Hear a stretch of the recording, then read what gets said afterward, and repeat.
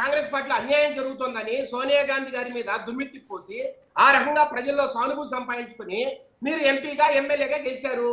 తర్వాత కాలంలో ప్రజల్లోకి వెళ్ళారు. సార్ ఒకటి తెలుగుదేశం పార్టీకి ఆపోజిట్ గా ఎప్పుడైతే కాంగ్రెస్ పార్టీ కొంత దిగజారిపోయిందో ఈ విభజన వల్ల ఆటోమేటిక్ గా మీ పార్టీ కొంత బలపడింది. ఎట్లా ఏ రకంగా సార్ ఈ కారణాలు కాకుండా వేరే ఏ కారణాలతో జగన్మోహన్ రెడ్డి గారు ఈ రాష్ట్రంలో ఒక ప్రముఖ నేతగా లేదంటే క్రౌడ్ పుల్లర్ ఎత్తి గారు మీరు చెప్పండి. చూడండి చూడండి ఆ విజువల్స్ చూడండి, ఆ జనాన్ని చూడండి, ఆ జన సంద్రాన్ని చూడండి. విజయశేఖర్ రెడ్డి గారు కాదు సార్, విశాఖపట్నం పోయినా మత్స్యకారులు కొంతమంది చనిపోతే వారిని పరామర్శించడానికి వెళ్ళినప్పుడు ఇలాగే జనాన్ని తీసుకొచ్చి సమీకరణ చేసి 200, 300, 400 డబ్బులు ఇచ్చి చాలా వీడియోలు చూశాను సార్. చాలా మంది ఆడవారు కావచ్చు లేకపోతే మగవారు కావచ్చు, ఇదిగో మాకు 200 ఇచ్చారు, 300 ఇచ్చారు, జగన్ మీటింగ్ వెళ్తున్నావు ఇలా చెప్పారు మాకని రకరకాల వీడియోలు చూశాను నేను. సార్ అందరూ అలాగే డబ్బుగా వచ్చారని అన్నో కార్యకర్తలు నాయకులు కొంతమంది ఉన్నారు. కానీ విపరీతమైన జనాన్ని ఎప్పుడైతే మనం చూస్తున్నామో ఇలాంటి టాక్టిక్స్ కి వాళ్ళు పాల్పడుతున్నారు అనేది మా అభియోగం. నేను దీని మీద డిబేట్ ఇస్తాం.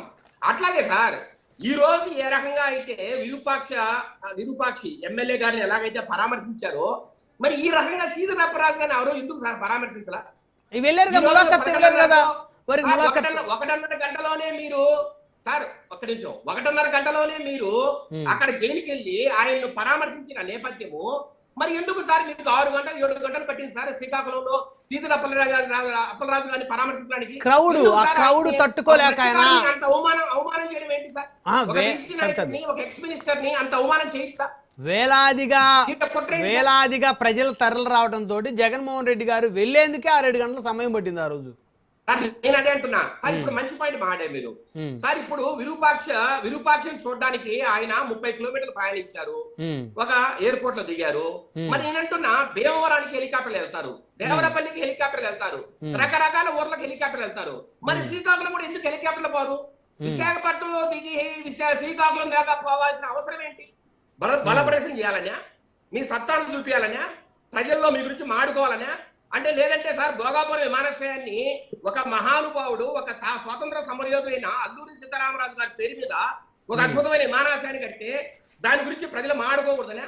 లేదంటే 2 రోజుల తర్వాత ప్రైమ్ మినిస్టర్ గారు వస్తున్నారు ఈ రాష్ట్రానికి, ఆయనకు నా సత్తా చూపించాలనా? ఏ రకంగా మీరు అలాంటి ఒక బలపరిశని మీరు చేపట్టారు వైసీపీ నాయకులు చెప్పాలి సార్. ఎందుకు మీరు హెలికాప్టర్లో శ్రీకాకుళం వెళ్ళా? ఎందుకు జైలుకు అత్యంత దగ్గరలోనే 20 కిలోమీటర్లలో 10 కిలోమీటర్లలో మీరు హెలిప్యాడ్ సిద్ధం చేసుకోవాలా? మీరేమన్నా హెలికాప్టర్లో పోకుండా కేవలం ఫ్లైట్ లోనే ప్రయాణిస్తారా? లేదంటే ఎయిర్పోర్ట్ వెళ్తారా? లేదు కదా. మరి ఈ విషయంలో ఎందుకు డిఫరెన్స్ ఉంది? రెండో మాట సార్, విరూపాక్ష విషయంలో నా బాధాకర విషయం ఏంటంటే ఇంతవరకు ఒక ట్వీట్ ఇచ్చాడా? ఈ రోజు 2 గంటల పాటు నేను మొత్తం ఆశాంతం విన్నా.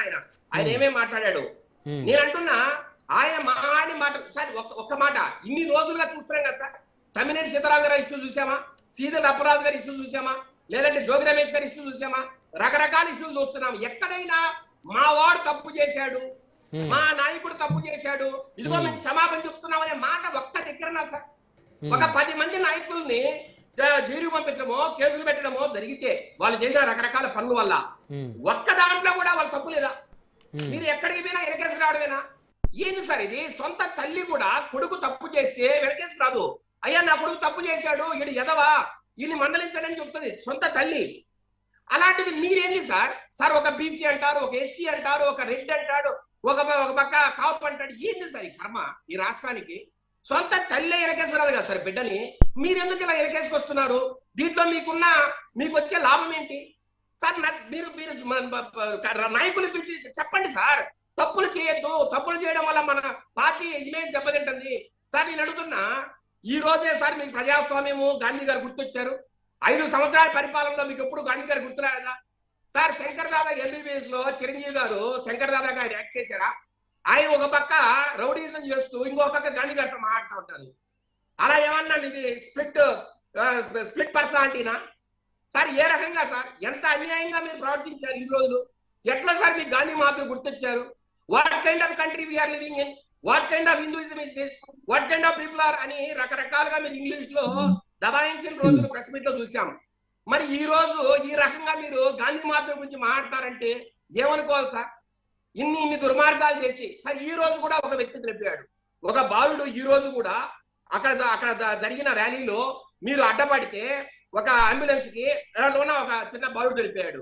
సార్ ప్రతి ప్రోగ్రామ్ లోనూ ప్రతి ర్యాలీలోనూ ఎవడో ఒకరు చనిపోవాల్సిందేనా సార్? శవాలుగా లేకుండా లేదంటే జైలు పోకుండా మీరు ఎప్పుడు అసలు పరామర్శ చేస్తే రారా?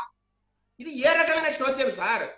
దయచేసి ఇప్పటికైనా జగన్మోహన్ రెడ్డి గారు ఇప్పటికైనా మేల్కొనాలి. ఇలాగా ప్రజల్లో మీకు మంచి సానుభూతి రాదు, ఇలాగా ప్రజలు మిమ్మల్ని హర్షించరు. మీరు ఎంతసేపు చెప్పినా నవ్వుకుంటున్నారు తప్పితే సార్ మీరు కామెంట్ చూడండి, రకరకాల కామెంట్లు సార్. ఈ డిబేట్లలో కానీ జగన్మోహన్ రెడ్డి గారి గురించి మాట్లాడినప్పుడు అక్కడనే కామెంట్ చూడండి ఎంత ఘోరంగా ఉంటున్నాయో. నేను చెప్పడం కాదు సార్, జనం మాట్లాడే మాటలు చూడండి. ఈ రకంగా సార్ మీరు ఎంత సార్ బీసీ కార్డు ఎందుకు సార్ ఉపయోగిస్తారు? ఒక ఎమ్మెల్యే దాని గురించి మాట్లాడదాం. ఒక ఎమ్మెల్యే సార్ గిరి అనే వ్యక్తి మీకు ఫోన్ చేశాడు, మీరేం చేయాలి సార్? ఎస్ఐకో మీరు చెప్పారు కదా ఎస్ఐకి ఫోన్ చేశా, సిఐకి ఫోన్ చేశా అని. నేను అంటున్నా గిరి అనే వ్యక్తిని అక్కడ బైకో కారో ఉంటే ఆ బైక్ లో స్టేషన్ పంపించలేరా సార్? ఎవరైనా నాకు తెలిసిన రాజకీయం, నేను 20 సంవత్సరాలు చూస్తాను రాజకీయాల్ని, నాకు తెలిసిన రాజకీయంలో ఎవరికైనా ఇబ్బంది ఉంటే థ్రెట్